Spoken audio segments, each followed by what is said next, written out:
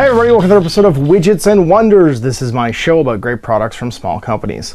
Now today we're going to take a look at some new Neoprene gaming mats from UrbanMatz. This is Martin's stab at some sort of like post-apocalyptic Wasteland mats in both 6x4 and 4x4. And I'm pretty jazzed about them because they look really good for a whole variety of games. This is not a test, 40K, Fallout, and really anything where you want to use some cool post-apocalyptic stuff. I actually filmed a game of Titanicus on them this past week, which you can link up here. You can go in the cards and go push the button and go watch it. And it looked great with that too. It's just like a variety of sort of like explosive marks, and there's not too much on it that really scales, like locks it, so you could use it for all kinds of different games. So anyway, let's take a look at it right now.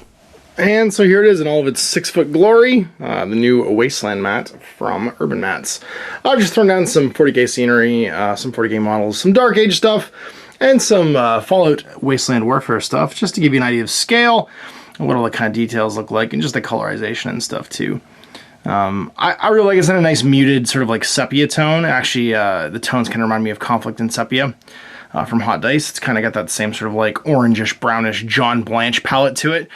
And it fits all of these models pretty nicely. So you can see here I've got kind of a rust base on my Dark Age stuff versus a concrete base over here, and they both go pretty well together. It's nice and neutral and just ties all that stuff together.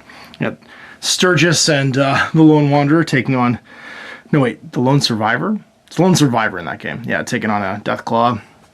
And then over here some 40K stuff, a little refinery piece, give it a little tech up.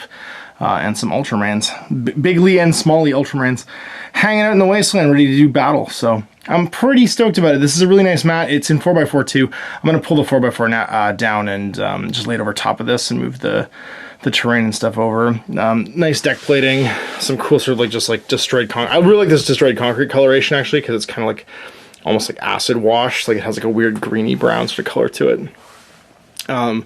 And then the actual explosive like craters and stuff are nicely detailed too, and aren't too repetitive. There's no actual like repetitive like pattern. You can see they're all different, which is a detail I appreciate. The fact that the whole thing is basically drawn, there's no like reused assets really here is really nice.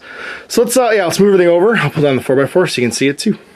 And so here's the 4-foot version. Again, you can see you get some of the same details. You get this nice corner piece over here, but it's been moved around a little bit, as well as the explosions from this and this over. So I think you're getting just the right amount of like concrete, dirt, and then the technology bits. This would actually make a really good Necromunda mat too, for playing 4x4 outdoors Necromunda with all of the gantries and walkways and stuff. So I'm super jazzed about it. It's getting used for Titanicus.